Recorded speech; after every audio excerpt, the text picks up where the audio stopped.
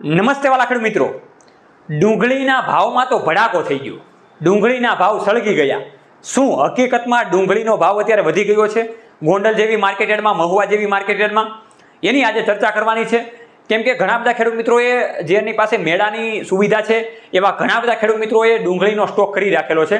તો શું ખેડૂત મિત્રોને ડુંગળી વેચવા જવું જોઈએ, અથવા તો 2024ની વાવણીમાં કેટલા વીઘામાં ડુંગળીનું વાવેતર કરી શકીએ તો આપણને વધારે ફાયદો થાય એની માહિતી મેળવવાની છે.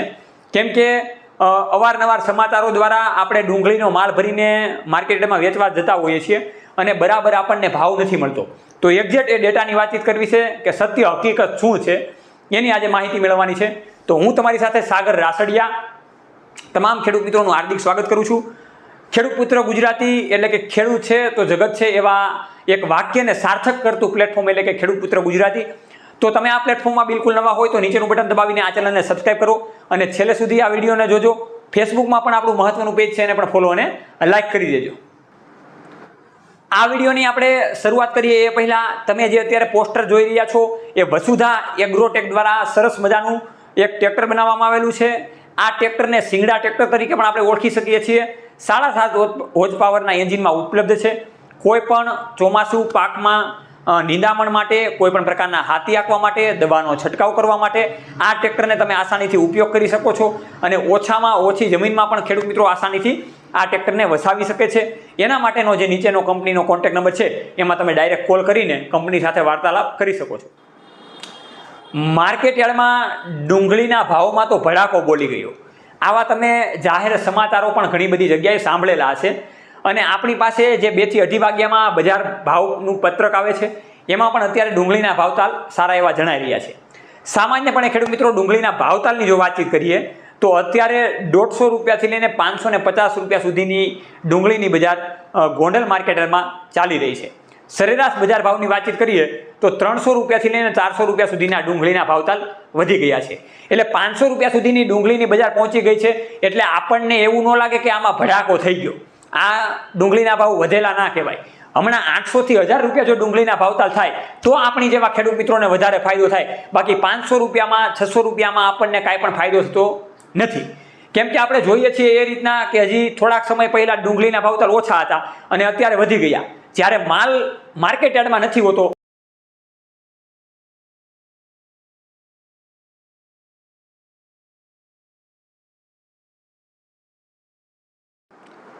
એટલે ઘણા બધા સમાચાર આપણે સાંભળતા હોઈએ છીએ ખેડૂત મિત્રો.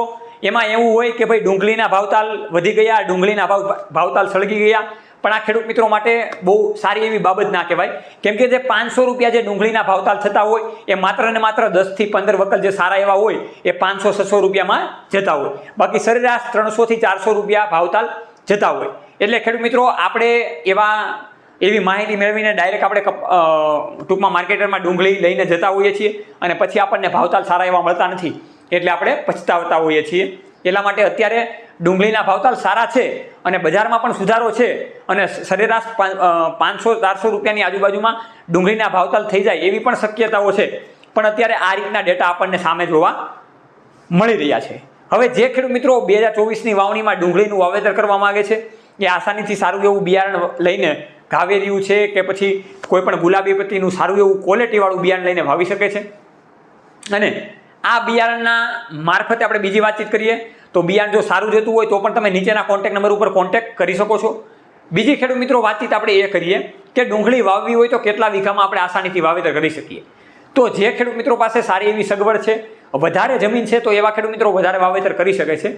પણ જે ખેડૂત મિત્રો 25 થી 30 વીઘાની રેન્જની અંદર વાવેતર કરતા હોય અથવા તો એની જમીન જ એટલી હોય કે 20 થી 30 વીઘાની હોય તો 5 વીઘાની આસાનીથી ડુંગળી વાવી શકે તો નુકસાનીમાંથી પણ બચી શકે છે અને સારી રીતે જો સારો એવો ટર્ન લાગે તો ડુંગળીના પાકમાં સારો એવો ટર્ન લાગી શકે છે.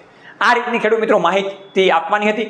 એટલા માટે સચોટ અને સારી એવી માહિતી, ખેડૂતના હિત માટેની માહિતી માત્ર ને માત્ર જોતા રહો ખેડૂત પુત્ર ગુજરાતી પ્લેટફોર્મમાં ખેડૂત મિત્રોના ઉમદા વિચારોની સાથે. હર હંમેશને માટે ખેડૂત પુત્ર ગુજરાતી ખેડૂત મિત્રોની સાથે. જય જવાન જય કિસાન, આ બંને છે આપણા દેશની શાન.